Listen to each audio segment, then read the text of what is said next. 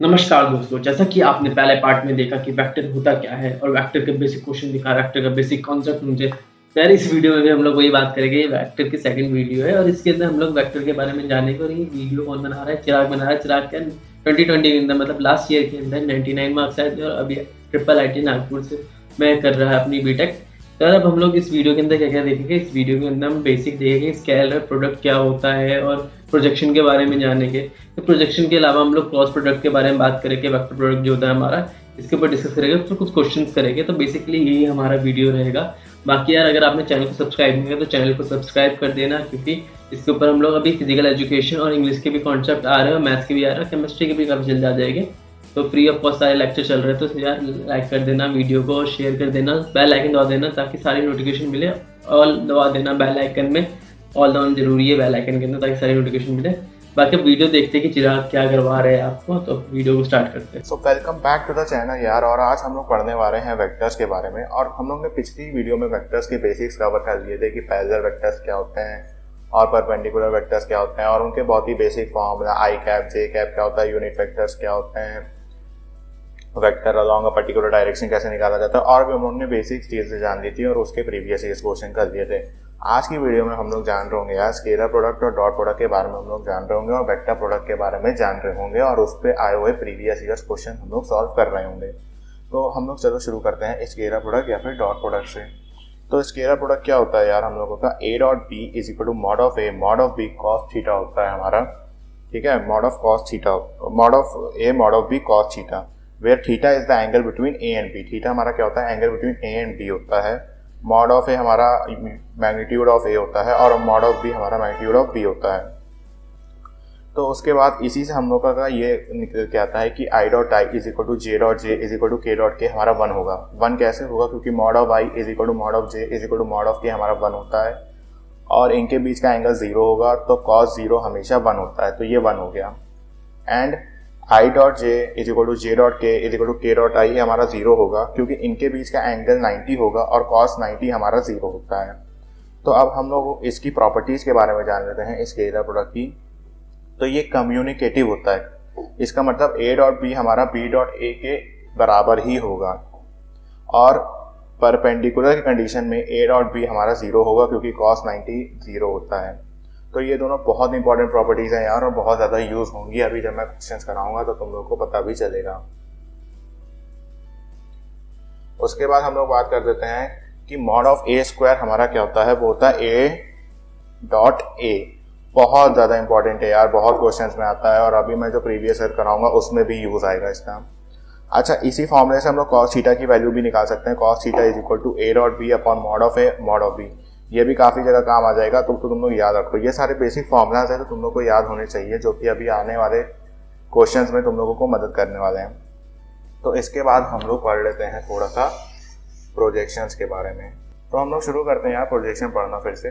तो प्रोजेक्शन क्या होता है हमारा? प्रोजेक्शन ऑफ ए वेक्टर और बी वेक्टर हमारा क्या होता है? A vector dot B vector upon mod of B vector. देखो, जिस पे प्रोजेक्शन हो रहा होता है वो डिनोमिनेटर में जाता है, तो ऑन बी हो रहा है तो इसलिए मॉड ऑफ बी प्रोजेक्शन। इसीलिए similarly projection of B vector on A vector ये होगा हमारा A vector dot B vector upon mod of A vector. A पे हो रहा है इसे मॉड ऑफ ए डिनोमिनेटर में जा रहा है। तो यार ये कुछ इंपॉर्टेंट फॉर्मूलेस और कंसेप्ट है जो स्केलर प्रोडक्ट के क्वेश्चन इससे ही सॉल्व हो जाएंगे, बहुत ही बेसिक से। अब वेक्टर प्रोडक्ट या क्रॉस प्रोडक्ट पढ़ते हैं। तो mod of A vector cross B vector is equal to mod of A vector mod of B vector sine theta. Theta is again the angle between A and B. Angle होता है A और B के बीच का। तो I dot I cross I is equal to J cross K, J cross J is equal to K cross के हमारा 0 होगा। क्यों 0 होगा? क्योंकि थीटा इनके बीच का 0 होगा और साइन 0 हम लोग जानते हैं 0 होगा। अब ये वाली बात बहुत इंपॉर्टेंट है जो मैं बताने जा रहा हूँ कि ये जो आई जे और के कैप होते हैं ये लोग एक साइक्लिक ऑर्डर फॉलो करते हैं। यानी कि साइक्लिक ऑर्डर से क्या मतलब है मेरा? यानी कि आई डॉट जे हमारा के कैप के बराबर होगा, जे डॉट के कैप हमारा आई कैप के बराबर होगा, के क्रॉस आई कैप हमारा जे कैप के बराबर होगा। अगर यहीं पे अगर कुछ भी ऑर्डर में डिफरेंस आया, यानी कि मैं लिख दूं आई क्रॉस के, तो ये हो जाएगा मेरा माइनस जे के इक्वल।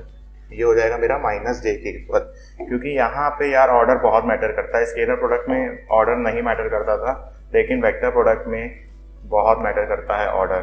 तो आओ हम लोग आगे देखते हैं वेक्टर प्रोडक्ट को। तो हमारा आता है कि आप वेक्टर प्रोडक्ट निकालते कैसे हैं। तो चलो इसको हम लोग बहुत आसानी से देख लेते हैं। अगर ए वेक्टर हमारा समथिंग ये दे रखा है और बी वेक्टर हमारा ये दे रखा है, तो जिस तरह हम लोग डिटर्मिनेंट सॉल्व करते हैं उसी तरह हम लोग क्रॉस प्रोडक्ट निकाल सकते हैं। कैसे निकाल सकते हैं? हम लोग देखेंगे आई जे के कैप, यहाँ पे कोफिशिएंट ऑफ आई कैप लिख दिया, कोफिशिएंट ऑफ जे कैप लिख दिया, कोफिशिएंट ऑफ के कैप लिख दिया। बी वाले में भी similarly coefficient of I cap, coefficient of J cap, coefficient of के कैप, और जैसे डिटर्मिनेंट सॉल्व होता है वैसे ही इसको सॉल्व कर देंगे तो हमारा ए क्रॉस बी आ जाएगा। अच्छा, अब हम लोग इसकी प्रॉपर्टीज देख लेते हैं वेक्टर प्रोडक्ट की हम लोग। तो वेक्टर प्रोडक्ट की प्रॉपर्टीज क्या होती है कि A cross B is equal to minus B cross A. Sign में डिफरेंस आ जाता है, ये कम्युनिकेटिव नहीं होता है। स्केलर प्रोडक्ट कम्युनिकेटिव होता था, उसमें ऑर्डर मैटर नहीं करता था, A dot B is equal to B dot A होता था। लेकिन इसमें अगर A cross B minus B cross A के इक्वल होगा क्योंकि डायरेक्शंस बदल जाती हैं। और इधर ए क्रॉस ए जीरो होगा, उधर ए dot A mod of A square होता था, इधर ए क्रॉस ए जीरो होगा क्योंकि एंगल जीरो है और साइन जीरो जीरो होता है। अब यार दो चार इंपॉर्टेंट फॉर्मूलेज हैं, कंसेप्ट है जो तुम लोग को पढ़ना जरूरी हैं। तो वो क्या है? ये फॉर्मूला है unit vector perpendicular to each of the vector P and Q. इसका एक फॉर्मूला होता है P vector cross Q vector upon mod of P vector cross Q vector. बहुत इंपॉर्टेंट है, ये रन कर लो, इस पे क्वेश्चन आ जाते हैं, बहुत ज्यादा इंपॉर्टेंट है। मैं स्ट्रेस नहीं कर सकता कितने इंपॉर्टेंट है। दो तीन इंपॉर्टेंट एप्लीकेशन होते हैं यार वेक्टर प्रोडक्ट की। वो क्या होता है? एरिया ऑफ ट्राइंगल निकालना। एरिया ऑफ ट्राइंगल हम लोग कैसे निकाल सकते हैं? Area is equal to half mod of A cross B. अब ए क्रॉस बी है क्या? लेट सपोज हम लोग का एक ट्राइंगल है ए बी सी जिसकी दो एडजेसेंट साइड दे रखी है, एक दे रखी है ए वेक्टर और दूसरी एडजेसेंट साइड दे रखी है बी वेक्टर। तो इनका क्रॉस प्रोडक्ट करके, इनका मॉड ऑफ क्रॉस प्रोडक्ट करके हाफ ले देंगे तो वही होता है हमारा एरिया ऑफ ट्राइंगल। तो ये बहुत इंपॉर्टेंट है और ये एडजेसेंट साइड होनी चाहिए। सिमिलरली हम लोग एरिया ऑफ पैरेललोग्राम और रेक्टेंगल भी निकाल सकते हैं। उसमें ये होता है कि मान लेते हैं ए बी सी डी कोई रेक्टेंगल है और उसका एक साइड हम लोग को दे रखी है ए वेक्टर और दूसरी साइड हम लोग को दे रखी है बी वेक्टर। ये देखो एडजेसेंट साइड होनी चाहिए हमेशा, अपोजिट साइड बिना एडजेसेंट साइड वाली नहीं ले सकते हम लोग। तो इसका एरिया होता है mod of A cross B. और अगर पैरेललोग्राम है और उसका एक डायगोनल D1 वेक्टर दे रखा है, दूसरा डायगोनल D2 वेक्टर दे रखा है, तो उसका एरिया होता है हमारा half mod of D1 vector cross D2 vector. तो ये सारे इंपॉर्टेंट फॉर्मूले हम लोग ने अभी तक पढ़ लिए, इंपॉर्टेंट कंसेप्ट हम लोग ने पढ़ लिए और स्केलर प्रोडक्ट और वेक्टर प्रोडक्ट के। और इससे आगे कुछ नहीं आने वाला यार। जो कंसेप्ट मैंने पढ़ा दिया और जो मैंने फॉर्मूला बता दिए, इससे आगे बोर्ड्स में तो कुछ नहीं आएगा, जेई में थोड़ा और आ जाता है। तो हम लोग अब शुरू करते हैं क्वेश्चन लगाना प्रीवियस ईयर्स के, ताकि तुम लोग को और क्लैरिटी मिल जाए। तो यार चलो हम लोग पहला क्वेश्चन कर लेते हैं। तो पहला क्वेश्चन ये आ रखा है 4 नंबर का और ये दिल्ली 2012 का प्रीवियस ईयर का क्वेश्चन है। तो वो क्या कह रहा है कि अगर A vector B vector C vector हमारे 3 वेक्टर हैं such that mod of A vector दे रखा है हमको, मॉड ऑफ बी वेक्टर दे रखा है, मॉड ऑफ सी वेक्टर दे रखा है और ये भी दे रखा है कि A vector plus B vector plus C vector 0 है। तो हमको इसकी वैल्यू निकालनी है किसकी? A dot B, B dot C, C dot ए। तो बहुत ही आसान है। तो सबसे पहले मैं यार हमेशा मैथ्स में ये स्ट्रेटेजी तुम लोग को भी कहूँगा फॉलो करो, और मैं सबको कहता था। तो यार मैं स्ट्रेटेजी की बात कर रहा था तो मैं बताता हूँ कि ये स्ट्रेटेजी मैं हमेशा फॉलो करता हूँ और सबको कहता हूँ फॉलो करने को, कि जो भी क्वेश्चन में दे रखा है और ये मैथ्स के लिए तुम अप्लाई कर सकते हो, साथ में जहाँ भी न्यूमेरिकल टाइप ऑफ थिंग्स आती हैं उसके लिए अप्लाई कर सकते हो। कि जो सबसे पहले क्वेश्चन में दे रखा है उसको नोट डाउन कर लो। तो हमको क्या दे रखा है? मॉड ऑफ ए वेक्टर दे रखा है 5, मॉड ऑफ बी वेक्टर दे रखा है 12 और मॉड ऑफ सी वेक्टर हम लोग को दे रखा है 13। साथ ही साथ ये दे रखा है कि A vector plus B vector plus C vector हमारा 0 है और हमको फाइंड क्या करना है? A dot B plus B dot C plus C dot A हम लोग को फाइंड आउट करना है। तो बहुत ही आसान है। तो हम लोग को देखो A vector plus B vector plus C vector हम लोग को ये 0 दे रखा है। तो कभी भी ऐसा क्वेश्चन आए तो हमेशा सबसे आसान अप्रोच होती है दोनों साइड को स्क्वायर कर दो।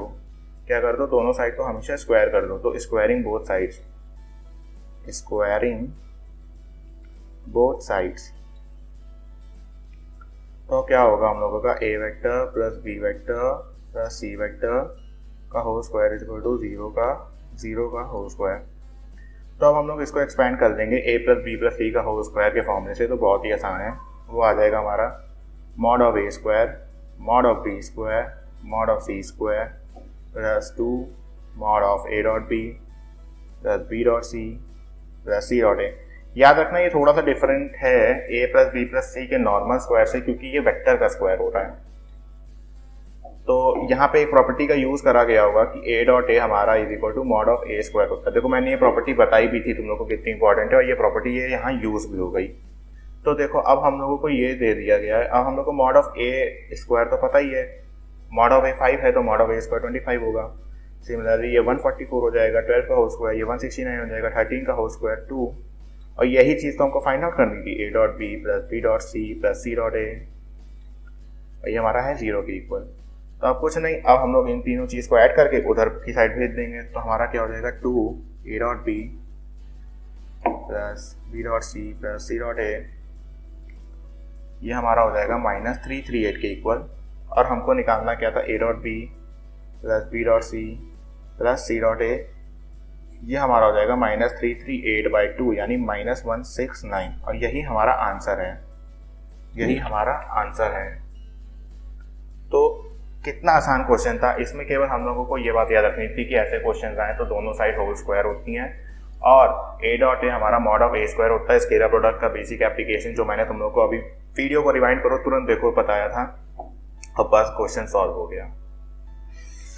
आगे एक और क्वेश्चन कर लेते हैं हम लोग को दे रखा है कि ए वेक्टर हम लोग को दे रखा है, सिमिलरली बी वेक्टर हम लोग को दे रखा है, और सी वेक्टर भी दे रखा है, और हम लोग से पूछ रहे हैं वो लोग ए प्लस, और हम लोग को क्या लग गया है कि A plus lambda B vector is perpendicular to C vector then find the value of lambda.